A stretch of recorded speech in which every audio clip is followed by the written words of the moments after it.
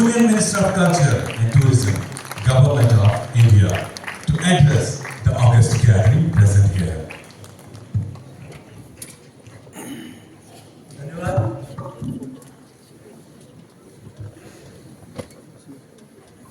विश्वग्राम द्वारा आयोजित देश के प्रख्यात विश्वविद्यालय,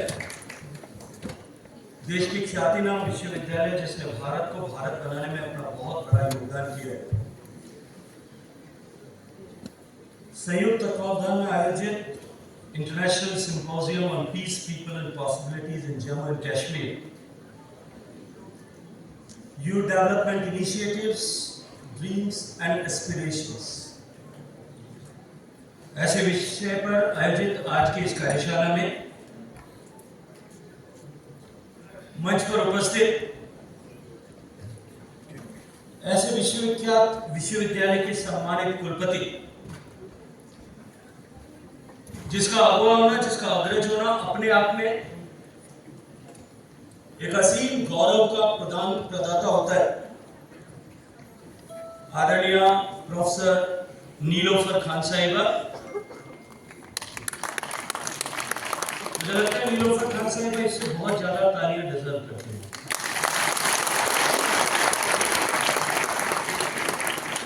विश्वग्राम की राष्ट्रीय अध्यक्षा मेरी बड़ी बहन आदरणीय प्रोफेसर डॉक्टर गीता सिंह साहिबा, जम्मू कश्मीर सरकार में अब तक अतिरिक्त मुख्य सचिव एडिशनल चीफ सेक्रेटरी आदरणीय श्री शांतमनु जी, कश्मीर पावर डिस्ट्रीब्यूशन के निदेशक मेरे अभिन्न मित्र आदरणीय जनाब छाया साहब, मंच पर उपस्थित एंटरप्रेन्योर आशीष गांधी साहब, विश्वविद्यालय के सम्मानित रजिस्ट्रार आदरणीय नसीर इकबाल साहब, मंच पर बैठे, मंच के सामने बैठे हुए distinguished scholars, respected faculty members, administrators, guest and my dear students, Assalamu alaikum, आदाब, नमस्कार, वंदे मातरम, गुड मॉर्निंग। दोस्तों, मेरे लिए आज के इस कार्यक्रम में आना थोड़ा मुश्किल था और मैंने अंतिम समय तक प्रयास किया कि मैं किसी तरह से इस कार्यक्रम में आने के गीता जी के निमंत्रण को बिना उनके दिल को ठेस पहुंचाए किसी तरह से इनकार कर सकूं, लेकिन कुछ कारण थे। ये गीता जी का हमेशा सहज स्नेह, the transparent love she possesses and express, सहअधिकार छोटे भाई के तरह हमेशा मानते हुए जिस तरह से आदेश की भाषा में बात करती है, वो आदेश, और वो भी विनम्रता के साथ जचा होगा, रचा होगा। दूसरा, जैसा इन्होंने कहा, विश्वग्राम की अवधारणा और संकल्पना के साथ में पहले दिन से मेरा जुड़ाव, लेकिन इन दोनों से भी ऊपर था, क्योंकि मैंने अपना जीवन, सामाजिक जीवन, सार्वजनिक जीवन विश्वविद्यालय के छात्र संघ की राजनीति से प्रारंभ किया है। इसलिए विश्वविद्यालय में जाना मेरे दिल के सबसे करीब काम होता है। मैं इनकार नहीं कर पाया आप सबके बीच में आज के उपस्थित ये अवसर प्रदान करने के लिए मैं आदरणीय गीता सिंह जी को और कश्मीर यूनिवर्सिटी के आदरणीय vice chancellor professor Nilofar Khan साहिबा को हृदय पूर्वक धन्यवाद देते हुए इनका बहुत सारा अभिनंदन करना चाहता हूं। पीस, पीपल एंड पॉसिबिलिटीज इस विषय पर सिंपोजियम में आप सबके बीच में उपस्थित होना मेरे लिए अत्यंत गौरव का क्षण है, क्योंकि यह आयोजन केवल हमारी संस्कृति और सांस्कृतिक विरासत का उत्सव मात्र नहीं है, अपितु साथ साथ में ये भारत के भविष्य की संभावनाओं को गढ़ने का एक मार्ग प्रशस्त करने वाला मंच है। मैं देश विदेश से आए हुए सभी सहभागियों का हृदय पूर्वक सम्मान ज्ञापित करते हुए आप सबका हार्दिक अभिनंदन करता हूं। आप सबकी ये विशाल उपस्थिति इस सभागार में इस बात का प्रमाण है कि संवाद, संस्कृति और सहयोग, the bond of the triad, communication, culture and cooperation, इसकी शक्ति आज भी हमारे समाज को एक साथ लाने, जोड़ने और आगे बढ़ने के अवसर प्रदान करने का सबसे सशक्त माध्यम है। मित्रों, when we discuss today's theme, peace, people and possibilities, it invites us to ask three simple questions to ourselves. And that is, what kind of peace are you deserve? What kind of people must we strive to become at this changing time when our country is undergoing era of transformation? And what possibilities do we bold enough to create together? My purpose this morning is to speak not to the problem which divides, but of pathways that unite, especially for the youth of Jammu and Kashmir whose dreams are both tender and tenacious, and also to remember the legacy, the great legacy of this great state, great province Kashmir. मित्रों, कश्मीर केवल भारत के मानचित्र का एक भूभाग मात्र नहीं है। अभी तो ये देश की सभ्यता की गहराई, the contiguity of our great nation and the culture which is called Sanatan, which is there, which is existing there for thousands and thousands of years, the diversity it possesses, जो विविधता इसके पास में है, और उसके साथ साथ में the spirituality, the आध्यात्मिकता, उन तीनों का जीवंत प्रतीक अगर कोई देश में भूभाग है, वो हमारा ये प्रिय कश्मीर है। इस पवित्र धरती ने मानवता को न केवल विचार दिया, न केवल थॉट दिया, न केवल आध्यात्म दिया, the spirituality, but it has given a great vision to whole of the world about the life. पूरे जीवन के प्रति एक समग्र दृष्टिकोण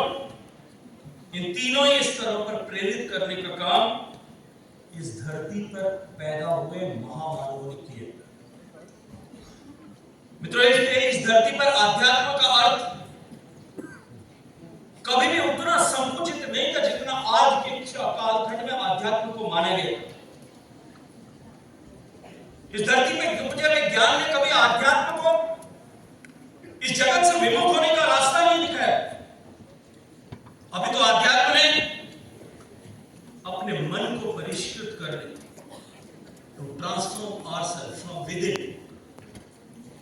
और समाज को सुधारने की जीवन दृष्टि को अध्यात्म का नाम दिया। इस घाटी ने महान परंपराओं को जन्म दिया। कश्मीर से उत्पन्न शैव दर्शन ने मानव चेतना के अद्भुत गहराई और उनके रहस्यों को उद्घाटित करने के लिए भारत के महान मनीषियों को न केवल प्रेरित किया, समझाया।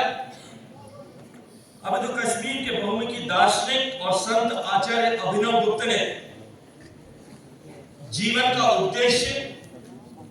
इस संसार से भागना नहीं है, अभी तो इस संस्कार को अपने परिष्कार से परिष्कृत करना है।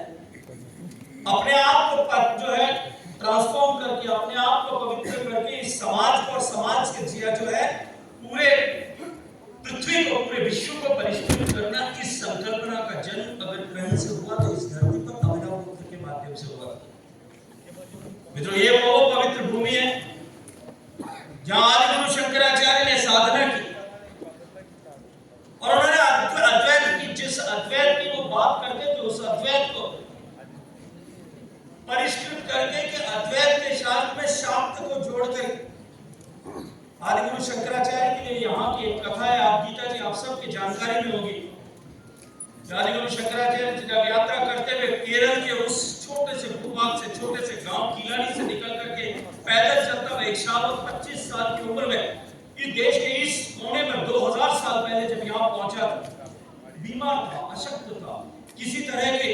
शक्ति नहीं थी, उठ पाने की क्षमता मात्र भी नहीं थी। एक गुर्जर परिवार की महिला अपने सिर पर मटकी लेकर के कुछ द्रव्य लेकर के उसमें बटर मिल्क लेकर के जा रही, इतनी भी ताकत नहीं थी। आदिगुरु शंकराचार्य शैव के समर्थक थे, शैव के प्रवर्तक थे, शिव के पुजारी थे। इतनी भी ताकत नहीं थी शरीर में कि खड़े हो जाए। उन्होंने आवाज देकर के उस मां को पुकारा, मां मुझे कुछ तनिक थोड़ा सा, give me a little bit of the buttermilk which you are carrying on your head. She said, तुमको चाहिए तो यहाँ आ जाओ। मैंने कहा मां मेरे में ताकत नहीं है कि मैं उठ करके तुम्हारे पास में लेने के लिए आ जाऊं, मुझे यहाँ आकर के दे दो, मेरे प्राण बच जाए।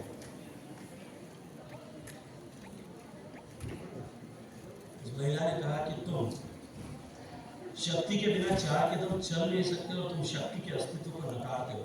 तब इस धरती पर उन्होंने जो है शास्त्र का सूत्र लिखा और उन्होंने शिव और शक्ति दोनों का समावेश के बिना ये जीवन और ये सृष्टि नहीं चल सकती। ये ज्ञान अगर कहीं से प्राप्त हो तो इस धरती से प्राप्त हो। और जब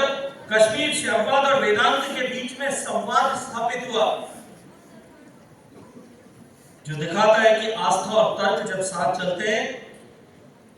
when the belief and the logics goes together, तब जाकर के जो ज्ञान की ज्योति प्रदीप्त होती है, जो प्रज्वलित होती है, वो और भी ज्यादा प्रकाश पूरे विश्व में फैलाने का काम करती है। उसके बाद के कालखंड में बौद्ध आचार्यों ने जिस तरह से इस परंपरा को और समृद्ध किया, 72 ईस्वी के काल में, कनिष्क के कालखंड में संपन्न बौद्ध परिषद, जो चौथी बौद्ध परिषद इस धरती पर संपन्न हुई थी, उसने इस देश, इस धरती को, इस कश्मीर की धरती को वैश्विक बौद्धिक नेतृत्व का प्रतीक बनाकर के खड़ा किया। मित्रों, यहां से फैली करुणा और स्मृतिशीलता की शिक्षाएं आज भी मानवता का मार्गदर्शन पूरे विश्व भर में करती है। And today's turbulent world, जब पूरा विश्व, पूरी जियोपॉलिटिकल वर्ल्ड जो है आज संघर्ष, नए संघर्षों के सामना कर रहा है, उस समय कश्मीर की इस धरती से निकला हुआ वो संदेश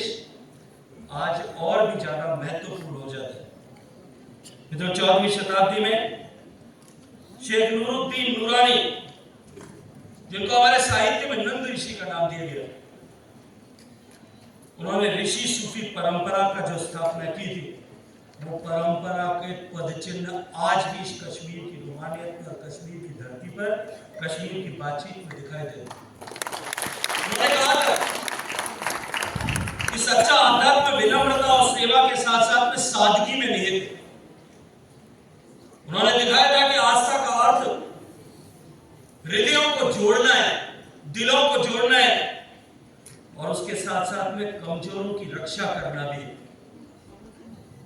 शैव दर्शन की अंतर्दृष्टि, बौद्ध दर्शन की करुणा की दृष्टि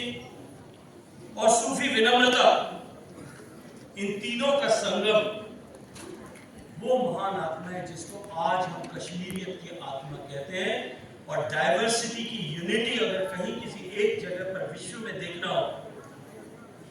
जो जीवन शैली, ऐसी जीवन शैली को प्रतिपादित करती है जिसमें गरिमा और सौहार्द के साथ में मिल बैठ करके चलने की परंपरा हो, वो इस कश्मीरियत की परंपरा है। इस धरती पर आकर के खड़े होना और इस धरती पर आकर के इस विषय पर पीस और पॉसिबिलिटीज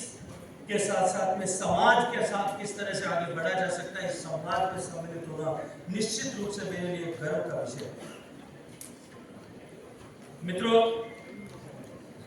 इस पवित्र घाटी में उपनिषदों की ज्ञान धारा, शैव परंपरा का अनुशासन, बौद्ध दर्शन की करुणा और ऋषि सूफी परंपरा की सेवा भावना, इन सबको आत्मसात किया है। इस धरती का दर्शन कभी विभाजन नहीं था, बल्कि एक ऐसे सत्य यानी सद्भाव की शक्ति को जोड़ करके समाज को संगठित करने वाली धरती थी। कश्मीर के इतिहासकार कल्हण ने 12वीं शताब्दी में जो ग्रंथ राजतरंगिणी की चर्चा की थी, जिसको अभी विश्वविद्यालय के जो ऑडियो विजुअल दिखाया गया था उसमें उसके बारे में उल्लेख किया गया। उस राजतरंगिणी में कल्हण ने यह बताया था कि सुशासन केवल सत्ता नहीं है, अपितु सुशासन, नैतिक दायित्व और सांस्कृतिक नेतृत्व का भी विषय। कल्लन ने अपनी राजनीतिक तरंगिणी में कश्मीर का वो स्पष्ट संदेश दिया था कि हमारी विरासत केवल मात्र हमारी स्मृति नहीं है, अपितु ये जीवंत चरित्र है जो हमें संतुलन के और करुणा के साथ काम करने का मार्गदर्शन करती है। मित्रों, चाहे संत हुए हो, चाहे ऋषि हुए हो, चाहे फकीर हुए हो, चाहे औलिया हुए हो, उन सब ने शांति का, प्रेम का और सहअस्तित्व का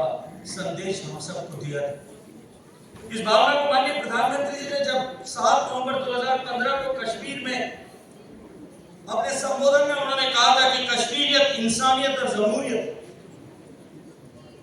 ये कश्मीर में शांति और प्रगति के मार्गदर्शक सिद्धांत है। They are guiding principles to establish peace in Kashmir. ये वो मूल्य हैं जो हर भारतीय को, इस भारतीय के हृदय को इस खूबसूरत धरती के साथ में जोड़ते हैं और इस धरती की समृद्ध परंपराओं पर गर्व करने और इनको आत्मसात करने की प्रेरणा प्रदान करते हैं। मित्रों, माननीय प्रधानमंत्री जी के ये शब्द आज भी हम सब के मार्ग को आलोकित करते हैं और साथ में उस भारत की ओर ले जाते हैं जहां संस्कृति से, जिसकी संस्कृति से एकता का प्रकाश उठता है और एकता की उष्मा प्रस्फुटित होती है। मित्रों, कश्मीर की प्रगति किसी एक दिन का चमत्कार मात्र नहीं है, अभी तो ये धैर्य, सहभागिता और सशक्त नीति का परिणाम। अभी जब आदरणीय शांतनु साहब बोल रहे थे, उन्होंने कहा कि पीस, परसिस्टेंस, ये दोनों की बात उन्होंने कही। ये कश्मीर की जो प्रगति है, ये पीस, परसिस्टेंस और पॉलिसी के कॉम्बिनेशन, इस ट्रायो की सफलता का परिणाम। पिछले भी कुछ सालों में कश्मीर अनिश्चितता के अंधकार से निकल करके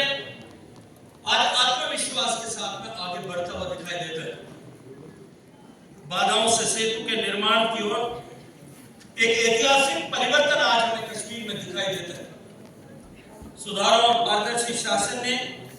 समानता और समावेशन की मजबूत नींव कश्मीर में जो रखी है, वो कश्मीर को एक उज्जवल भविष्य की तरफ लेकर के जाती है। माननीय प्रधानमंत्री नरेंद्र मोदी जी के नेतृत्व में जिस तरह का संवैधानिक परिवर्तन हुआ, उसके बाद में जिस तरह की परिस्थितियां कश्मीर में परिवर्तित हुई है, उन्होंने कश्मीर की इस धरती को एक नई स्पष्टता, एक नई दिशा और एक नई आशा का मार्ग दिया। आज कश्मीर में शांति लौटी है और उसके साथ साथ में कश्मीर की गरिमा और कश्मीरियत का भाव वापस पुनर्स्थापित हो रहा है। और आज इन बदली हुई परिस्थितियों में कश्मीर के युवा एक नई विकास गाथा के रचनाकार बन गए। सुशासन, समान अवसर और पारस्परिक विश्वास की स्थायी शांति के आधार है, लेकिन सबसे बड़ी क्रांति जो है वो इस देश और प्रदेश के युवाओं के मन में हुई। मित्रों, आज कश्मीर का युवा संघर्ष से नहीं, अपनी सजन से अपनी पहचान बना रहा है। उसके सपने अब विरोध के नहीं है। अब तो आज कश्मीर के युवा के सपने भागीदारी से जुड़े हुए, कोऑपरेशन एंड कोलैबोरेशन से जुड़े हुए। अब उनका सफर निर्भरता से नवाचार की तरफ जा रहा है और उसके साथ साथ में कश्मीर के युवा स्टार्टअप्स के नए विचार कर रहे हैं, पर्यटन, खेल, कला और प्रशासन के क्षेत्र में अपनी नई पहचान बना रहे हैं।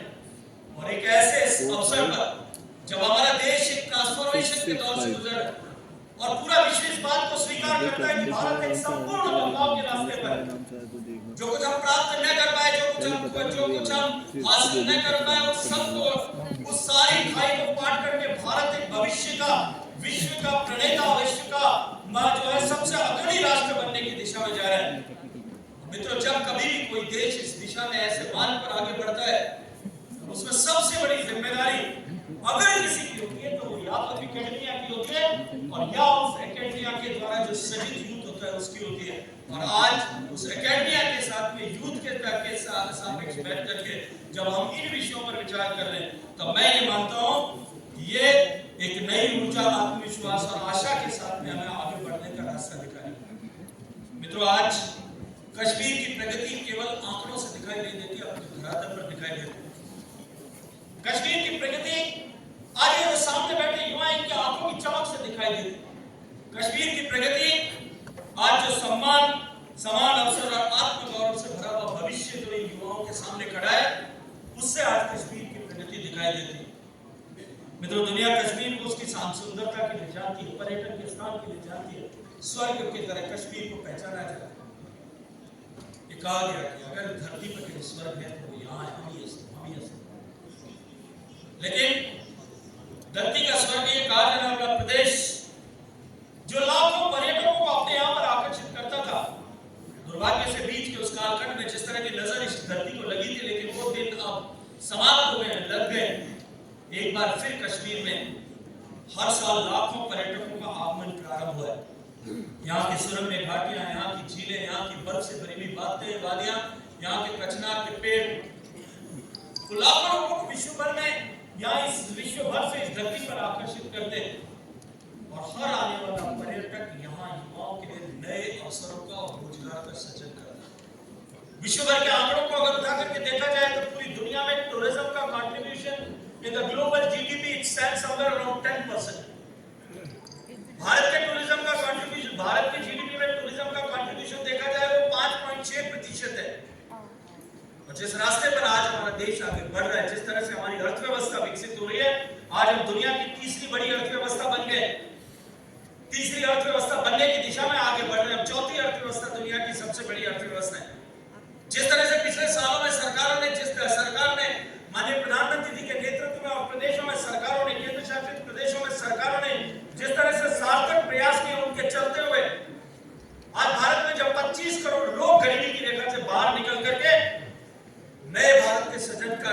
संकल्प लेकर के मध्यम वर्ग में जीने का सौभाग्यपूर्ण अवसर प्राप्त कर चुके। आज जब भारत में लाखों किलोमीटर सड़कें बनी, नई एक्सप्रेसवे बने, नई रेल पहुंची है, कश्मीर तक घाटी तक जब ट्रेन आ चुके, नए हवाई अड्डे बन रहे, देश में हवाई अड्डों की संख्याओं में निरंतर इजाफा हो रहा है। आज इस कालखंड में हमारे पर्यटन की संभावनाएं इस देश में जिस तरह से बढ़ रही, आज विश्व के पटल पर सब लोग इस बात को स्वीकार करते हैं कि भारत में आने वाले समय में पर्यटन की growth rate it is going to be the CAGR of the tourism sector is going to be more than 20% for next 20 years. और उसका सबसे बड़ा लाभ अगर किसी को होगा तो वो मेरे इस धरती पर जहाँ मैं खड़े होकर के देख रहा हूँ, उस तस्वीर याद आता है पहलगाम इंसिडेंट के ठीक बाद में जब मैं पहलगाम गया, कुछ दिन नहीं थे, केवल कुछ दिन पहलगाम की घटना हुई थी, दुर्दांत घटना के ठीक बाद में जब यहाँ से पर्यटकों की वापस निकलने की भगदड़ मची, कि भारत की ताकत देखिए, भारत के लोगों की, भारत के युवाओं का सोच देखिए। मुझे बंबई से मेरे एक दोस्त की बेटी ने फोन किया, ठीक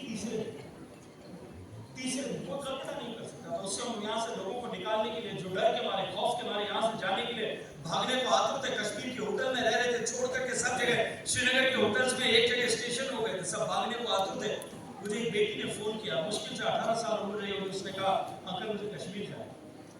मैंने कहा अभी तो बेटा सबको मैं यहाँ से निकालने के लिए काम कर रहा हूँ, तुमको उल्टा कहा जाए। उसने कहा अभी कश्मीर सबसे खूबसूरत है, अभी न भीड़ होगी, न भगदड़ होगी, न कश्मीर में, और किसी न किसी को तो अंकल पहल करनी पड़ेगी, मुझे वो पहल करने वाला बनने वाला है। और कुछ दिन बाद, शायद 2 हफ्ते भी नहीं बीते, पहलगाम गया क्योंकि मुझे नेशनल कॉन्फ्रेंस यहाँ करनी थी, just to establish the sense of peace, just to build up the confidence of the people of India कि अब आइए कश्मीर सुरक्षित है। कोई घटना हुई होगी, पूरा कश्मीर जिस तरह से उसके विरोध में एक साथ खड़ा हुआ था, वो नए कश्मीर की सुगबुगाहट थी, वो नए कश्मीर की आड़ थी, वो नए कश्मीर का दर्शन था। पूरे कश्मीर ने एक साथ खड़े होकर के मुखालफत की थी कि ये कश्मीर अब बर्दाश्त नहीं करे। उस दिन जब मैं यहाँ आया तो मैं पहलगाम में गया था, एक छोटी बहन वहाँ मिली थी, मुश्किल से 23-25 साल के बराबर उम्र होगी, कहीं नौकरी करती थी, जो है कॉर्पोरेट सेक्टर में, कहीं किसी ग्लोबल कंपनी में जब काम करती थी, वहाँ से छोड़ करके आके उसने मुझे कहा कि मैंने अपनी सारी जमा पूंजी, मेरे वालिदान की सारी जमा पूंजी मिला करके एक छोटा सा गेस्ट हाउस बनाया, 10-12 कमरे का गेस्ट हाउस चला बना। मेरा गेस्ट हाउस कैसे चले, मैं चाहे साहब को उस दिन जब मैं आया था तब भी उस दिन उल्लेख किया, मैंने उस दिन उससे कहा था भरोसा रखो, कश्मीर की ताकत पे भरोसा रखो, जमहूरियत के साथ सेमिनार चल रहा है, कश्मीर की कश्मीरियत पे भरोसा रखो, नए हिंदुस्तान के नेतृत्व पर भरोसा रखो। 1 महीना बीतने तो वापस कश्मीर वैसा हो जाएगा। और जब मैं इंटरनेशनल कॉन्फ्रेंस के लिए आया, मैं जब नेशनल सेक्रेटरी की कॉन्फ्रेंस के लिए आया था 2 महीने बाद, तब मैंने उस बेटी से बात की थी और उसने मुझे कहा था कि आपने भरोसे के जो अक्षर कहे थे, टूरिज्म शायद उस लेवल पर नहीं पहुंचा होगा, लेकिन उन 2 भरोसे के अक्षरों ने मुझे, 2 भरोसे की उन बातों ने मुझे जो संबल प्रदान किया था, वो संबल जो है मेरे मन में जो कॉन्फिडेंस उसके चलते हुए बना है, निश्चित रूप से हम सफल होंगे, हम हारेंगे नहीं, हम आगे बढ़ेंगे और कश्मीर जीतेंगे। तो मुझे कहते हुए अत्यंत प्रसन्नता होती है कि पर्यटन की असीम संभावनाओं के द्वार पर आज कश्मीर खड़ा है। दुनिया में पर्यटन का मानचित्र बहुत तेजी के साथ में बदल रहा है। Now people have started giving preference to the experiential tourism over the monumental tourism. अब लोग दर्शनीय स्थानों को देखने के बजाय नए अनुभव प्राप्त करना चाहते हैं। जेन जी के लोग यहाँ बैठे, नई जनरेशन के लोग यहाँ बैठे, इनके लिए टूरिज्म सेक्रेटरी अगर खड़े होकर के आधा घंटा भाषण दे, मंत्री अगर आधा घंटा भाषण दे, फ्लेयर छापते हैं, बहुत सारे एडवर्टाइजमेंट दे दें, उसका फर्क नहीं पड़ेगा। लेकिन इंस्टाग्राम की एक रील अगर ठीक से आ जाए तो ये मेरे जितने यहाँ बच्चे बैठे, ये छोटे बच्चे सब अगली बार तय कर लेंगे कि अगली बार हमको घर से निकल करके कहीं जाना है तो वो इंस्टाग्राम की रील जाके वहां इस कश्मीर में ऐसा दिखाने के लिए, ऐसा अनुभव देने के लिए अपार संभावना है। कश्मीर केवल डल लेक तक, केवल शालीमार बाग तक, निशान बाग तक, ये हमारी दाती है, हमारा गौरव है। लेकिन कश्मीर केवल यहाँ तक नहीं, कश्मीर की सुंदरता को अगर देखना हो तो कश्मीर के भीतर तक जाना पड़ेगा। कश्मीर में जिस तरह का स्पिरिचुअल टूरिज्म है, जिनका मैंने उल्लेख किया, उनके अवशेष जितने यहाँ दिखाई देते,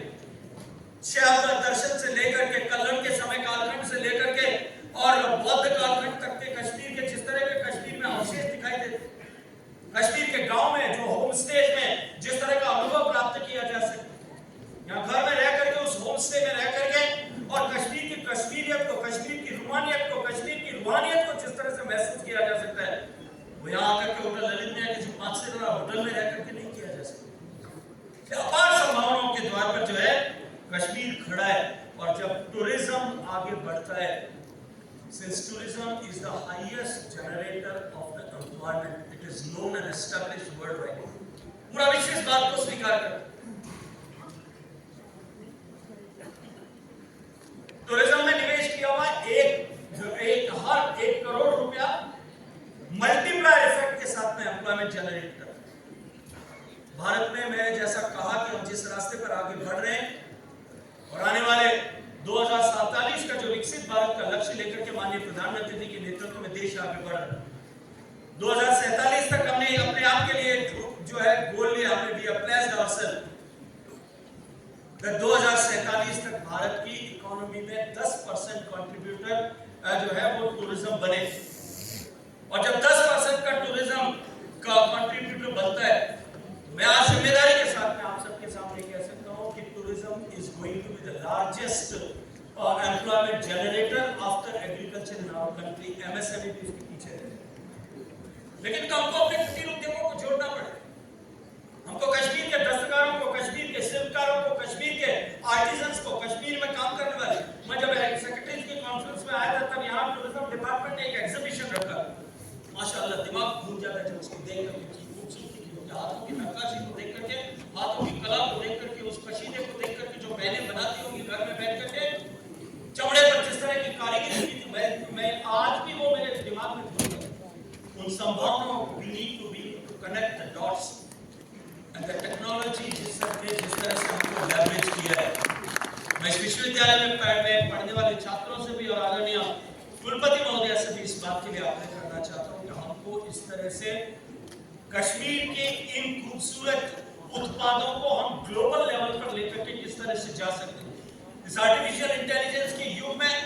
हम अपने कल्चरल प्रॉपर्टी राइट्स को किस तरह से सिक्योर करके और आने वाले समय में हम कश्मीर के इन खूबसूरत उत्पादों को, कश्मीर की इस पहचान को पूरे विश्व भर के बाजार में किस तरह से लेकर के जा सकते हैं, इस पर हमको काम करने की आवश्यकता है। आज जिस तरह से व्यक्ति की आवश्यकताएं बदलती हुई आवश्यकताओं के साथ में यदि इसको जोड़ दिया जाए, मुझे याद आता है गीता जी, आज से कई साल पहले जब मैं राजनीतिक जीवन में आने से पहले जब मैं बॉर्डर पर काम करता था, 20 साल तक मुझे ऑर्गेनाइजेशन ने बॉर्डर पर काम करने का सौभाग्यपूर्ण अवसर प्रदान किया। मैं उस समय में जो भारत का पहला गांव, पुराने समय में उनको बॉर्डर विलेजेस कहते थे, माननीय मोदी जी ने उनको पहले गांव की संज्ञा दी है। उत्तराखंड में पहला गांव बद्रीनाथ से ऊपर माना, उस गांव में गया। वहां भी महिलाएं, ठंड पड़ती है, ऊपर पहाड़ पर गांव है, 18-17 फीट के ऊपर गांव है, महिलाएं जो है वो ऊन से कपड़ा धोती। मैंने देखा वो अपने बनाने के लिए, अपने पहनने के लिए, परिवार के पहनने के लिए, छोटा मोटा ट्रेड करने के लिए वो कपड़ा धोते। मैं जब वहां से वापस लौटा आकर के, मेरे एक मित्र जो मेरे export promotion council for handicraft में काम करते थे, उसके निदेशक थे, मैंने उनसे चर्चा की। मैंने कहा वो जो कपड़ा होती है उस कपड़े में बहुत ताकत है, ऐसा मुझे लगता है। हमको उसके साथ में उनको कुछ नया करने की, नई सुविधा प्रदान करनी चाहिए। उन्होंने एक डिजाइनर्स की टीम वहां माना में भेजी, हमने उसकी व्यवस्था की। वो डिजाइनर्स की टीम जब वहां गई, उसने जाकर के उस कपड़े को देखा, उस कपड़े की ताकत को महसूस किया। डिजाइनर्स की टीम ने उनको कपड़े की क्वालिटी को एनहांस करने के लिए जो मार्गदर्शन दिया, नई डिजाइन के कपड़े उससे किस तरह से बनाए जा सकते हैं, उनको डिजाइन के साथ में उनकी डिजाइन को अपग्रेड किया। मैं आज गर्व के साथ में कह सकता हूं कि मेरी माना की बहनें और बेटियां जो कपड़ा बनाती हैं, आज दुनिया के सारे ज़ारा के स्टोर्स में आप माना सिंह के नाम से इस विश्वविद्यालय में बैठ कर हमको इस बात का निर्णय करना पड़ेगा। अगर हम पॉसिबिलिटीज की बात करते हैं तो केवल बात से नहीं होगा, इस विश्वविद्यालय में बैठ करके हमको इस बात का निर्णय करना पड़ेगा कि हम कश्मीर के उत्पाद को पूरे ग्लोबल लेवल पर किस तरह से आज की वर्तमान आवश्यकताओं के अनुरूप जोड़ करके किस तरह से हम लेकर के जा सकते हैं। आज देश में हमारे भारत सरकार के मार्गदर्शन में, माननीय प्रधानमंत्री जी के मार्गदर्शन में, यहाँ कश्मीर में नए टूरिस्ट डेस्टिनेशन बनाने पर हम बहुत तेज गति के साथ में काम कर रहे हैं। क्योंकि आज जिस तरह से कश्मीर में आप सबने देखा होगा, पहलगाम से पहले की परिस्थितियां, मुझे याद है मेरे कुछ मित्र आ रहे थे विदेश से, स्कूल में साथ पढ़े हुए, मुझे कमरा चाहिए, मैं कहीं भारत सरकार का पर्यटन मंत्री होते हुए भी पहलगाम में और श्रीनगर में 2 कमरे में उनको दिला सकूं, उसके लिए मुझे संघर्ष करना पड़ा। लेकिन उसके कारण से जो कंजेशन है, उस कंजेशन के कारण से सस्टेनेबिलिटी है। संडे के बाद हम अपने टूरिज्म को किस तरह से सस्टेनेबल बनाएं, इसकी जिम्मेदारी की जो है मेरी गजेंद्र सिंह जी का भी पहली आवश्यकता है कि हम कश्मीर के टूरिज्म को डिसेंट्रलाइज करें। श्रीनगर से बाहर जो है, गुलमर्ग, सोनामर्ग से बाहर, पहलगाम से बाहर हम किस तरह से टूरिज्म को लेकर के जा सकते हैं। कश्मीर की सरकार के साथ मिलकर के, भारत सरकार और वर्ल्ड बैंक मिलकर के, और कश्मीर में नए टूरिस्ट डेस्टिनेशन बने, उसके ऊपर हम पूरी ताकत के साथ में काम कर रहे हैं। मैं भरोसे के साथ में कह सकता हूँ कि आने वाले कुछ वर्षों में कश्मीर की जो पहचान अभी इन सारी जिन स्थानों को लेकर के, जिन नामों को लेकर के मैंने चर्चा की, उससे कई बार कश्मीर की पहचान बनेगी, और निश्चित रूप से वो बदली हुई पहचान कश्मीर के युवाओं के लिए नई जो है वो अवसरों की इसका सृजन करेगी, नई पॉसिबिलिटीज का निर्माण करेगी। अभी मैं सुबह जब जिस होटल में मैं ठहरा था, वहां अल्पार करते हुए मुझे एक परिचित मिले, मुंबई से आए, और वो परिचित थे। बॉर्डर मूवी आप लोगों ने सबने देखी और सुनी होगी। उस बॉर्डर मूवी को जिन्होंने बनाया था जेपी दत्ता साहब, उनकी बेटी और उनका दामाद दोनों हुआ है। मैंने उनसे पूछा अभी आप किसके लिए आए? उन्होंने कहा बॉर्डर को रिलीज कर रहे हैं 22 जनवरी को, और उस 22 जनवरी को रिलीज करने के बाद में बॉर्डर 3 बनाएंगे, जिसकी कंप्लीट शूटिंग वो जेपी दत्ता साहब की बेटी पहली बार कश्मीर में आई थी, और उन्होंने कहा कि मैं पहली बार कश्मीर में आया हूं, लेकिन मैं कश्मीर की खूबसूरती को देख करके इतना प्रभावित हूं, अगर सरकार मुझे साथ दे तो मैं बॉर्डर 3 की पूरी शूटिंग यहाँ कश्मीर में करना चाहता हूँ। मैं चाहती हूँ ये कश्मीर में नई संभावनाओं का सृजन करे। भारत सरकार ने होम स्टेज बनाने पर, जैसा मैंने चर्चा की, उस पर राज्यों का सहयोग करने का व्यवस्था प्रारंभ की। हम रूरल पर्यटन को किस तरह से बढ़ावा कर सकते हैं। हम कश्मीर की कुजीन, कश्मीर का जो हमारा वाजवान है, हम कश्मीर में कुजीन बेस्ड, हम गैस्ट्रोनॉमी बेस्ड टूरिज्म किस तरह से खड़ा कर सकते हैं, हम कल्चर बेस्ड टूरिज्म किस तरह से खड़ा कर सकते हैं, हम सूफी म्यूजिक बेस्ड टूरिज्म किस तरह से खड़ा कर सकते हैं। इन सब के ऊपर भी हम सबको साथ मिलकर के और काम करने की आवश्यकता है, क्योंकि टूरिज्म की संभावनाएं बढ़ेगी, एम्प्लॉयमेंट बढ़ेगा, अपॉर्चुनिटी बढ़ेगी, प्रोस्पेरिटी बढ़ेगी, then that prosperity will prevail the path of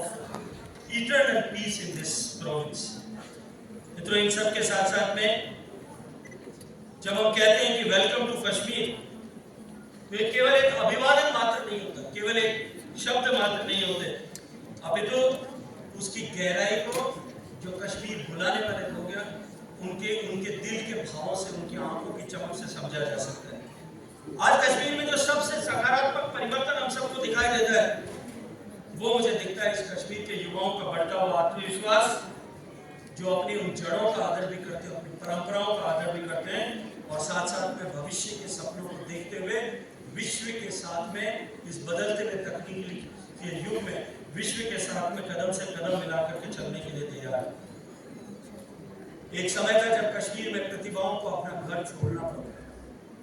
Kashmir के प्रतिभाशाली युवकों को बेहतर भविष्य के तलाश के लिए देश और दुनिया के दूसरे शहरों में जाना पड़ा, क्योंकि कश्मीर में उनको भविष्य और अवसर दोनों प्राप्त दिखाई नहीं देते। लेकिन आज बदली हुई परिस्थितियों में मैं जिम्मेदारी के साथ में कह सकता हूं कि आज कश्मीर अपने आंगन में अपने बेटों के लिए, अपने बेटियों के लिए नए अवसर पैदा कर रहा है और साथ साथ में दूर दराज के गांवों में भी नए अवसरों की अभी जो है अपार संभावनाएं सृजित होती हुई दिखाई देती है। आज का कश्मीर गौरवशाली अतीत और भविष्य के एक आशाजनक भविष्य के बीच में खड़ा है और जो सदियों से जो भूमि ज्ञान और संवाद का उद्गम स्थल रही है, आज ये विरासत, नवाचार और भारत और विश्व के बीच में एक सेतु बनने के लिए तैयार खड़ा है। हम सब लोग एक ऐसे महत्वपूर्ण समय से गुजर रहे हैं जब एक तरफ हमारा भारत विकसित भारत बनने की दिशा में आगे बढ़ रहा है, हमारा भारत समृद्ध संपन्न भारत बनने की दिशा में आगे बढ़ रहा है और वो हम उस मुकाम पर खड़े जो हमारी युवा शक्ति भारत को उस मुकाम तक पहुंचाने के लिए पूरी ताकत के साथ में अपने आप को नियोजित करने के संकल्प के साथ में आगे बढ़ रही है। मैं अभी बात कर रहा था आदरणीय वाइस चांसलर साहिबा से, तब भी मैंने निवेदन किया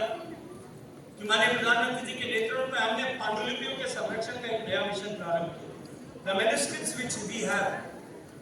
अभी हमने पिछले 3 महीने पहले जब एक इंटरनेशनल कॉन्फ्रेंस की थी, देश दुनिया में सारे स्टेक होल्डर्स इस दिशा में काम करने वाले उन सबको एक साथ बुलाया, कश्मीर के लोग भी आए। मुझे बहुत प्रसन्नता है कि जब हम लाखों पांडुलिपियों को आज पहचान करके उन लाखों पांडुलिपियों में छुपे हुए ज्ञान को जब हम सब एक साथ जोड़ दें, जो पर्शियन में भी हो सकती, जो उर्दू में भी होगी, जो संस्कृत में भी होगी, जो पाली में भी लिखी है, प्राकृत में भी लिखी है, इसके अलावा अनेक भाषाओं में लिखी हुई ऐसी 32 से ज्यादा भाषाओं की 50 लाख ऐसी मैन्युस्क्रिप्ट्स को जो हजारों साल पहले हमारे ऋषियों ने, हमारे मनीषियों ने, हमारे सूफियों ने, हमारे औलियों ने अपने अनुभव के साथ में जो ज्ञान सृजित किया था, उसको पेड़ की छाल पर, पत्तों पर, सिल्क के कपड़े पर, हाथ से बनाए हुए कागज पर जिस तरह से हाथ से लिख करके रखा था, उस ज्ञान को छुपा दिया गया था, दबा दिया गया था। उस ज्ञान को वापस निकाल करके हम कंप्यूटर के रीडेबल फॉर्मेट में उसको लेकर के आए, ताकि ये जो पीढ़ी सामने बैठी है, ये पीढ़ी इसको जो पढ़ाया गया था उससे इतर हमारा देश था। हमारे देश के जो है लोगों ने पहले से उस ज्ञान की खोज कर ली थी। इस पर कर इसको पढ़ करके, इसको जान करके इस देश की विरासत पर गर्व कर सके, क्योंकि देश के विरासत और इतिहास पर जब तक गर्व नहीं करते, जो देश अपनी विरासत और इतिहास पर गर्व नहीं करता, वो देश की हालत, उस समाज की हालत जड़ों से कटे हुए पेड़ के समान हो जाती है और जिस पेड़ की जड़ें कट जाती हैं वो पेड़ कभी जीवित नहीं रह सकता। हमको वापस जड़ों से जोड़ने के अभियान में अभी हम ये विश्वविद्यालय साथ जुटे, ऐसा आग्रह और अनुरोध में आदरणीय कुलपति महोदय को इस समय में करना चाहता हूँ। अंत में अपनी बात समाप्त करने से पहले, जैसा मैंने शुरू किया था तब मैंने कहा था कि विश्वविद्यालय में जाना, युवाओं से बात करना मेरे दिल के करीब का विषय। तो मुझे लगता है कि मुझे मेरे लिए जितना समय नियत किया था उससे मैंने कहीं ज्यादा समय लिया हो,